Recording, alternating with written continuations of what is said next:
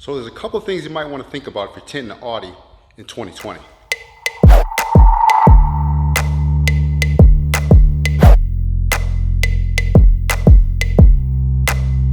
What's up guys, welcome back to the channel. First I want to give a shout out to my loyal customers. They just picked up 2 t-shirts, Kyle and Kendra. I appreciate you guys for supporting FDB. You guys always brought your vehicles to me. I've always tried to do a good job on them and make sure you guys are happy, which is something I like to do with all my customers. So I greatly appreciate you guys rocking FDB merchandise to show support. Hey, if you want to pick up any Fade to Black merchandise, the link is in the description below. Let me know. I would greatly appreciate you supporting the channel.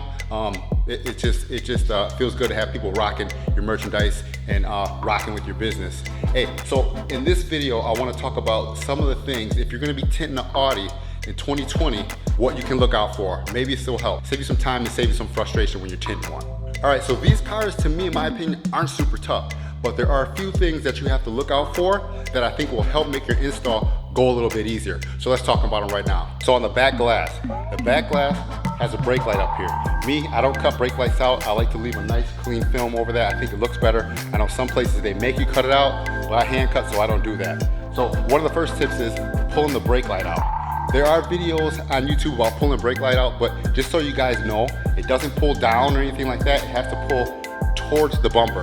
So you have to kind of get it towards the bumper. Now I've seen some people use some trim tools and stuff like that to pop it, but I'm gonna tell you right now, be very careful when you take that out. You know how Audi stuff is. It is super tight in there, but like I said, there's no bolts, there's no tools. All you have to do is slide it down towards the bottom of the glass, and then it should come out. The second thing with back windows is I try to get my cut really close to the dot matrix, because if you have a lot of room in there, it might bunch you up a little bit. There is a seal of at least a piece of foam down here on the bottom of the glass. So really just get a nice, clean, tight cut, and when you put it in, it should just fit in there perfectly. Now, the other thing is with the doors. I don't personally pull panels. I know some people do, but that's their own personal preference. But this is one of the rare cars, when I'm hand cutting film, I'll line the film up on this little rubber seal here on the bottom of the glass, right deep in this channel, and then I hand cut the rest. So then when you put it inside, you'll have a nice little flush, just only a little bit below the trim. So if you're familiar with my channel, you know how I like to do it. Let's show you the install, let's drop a beat, and let's get it done. 3, 2, 1, go.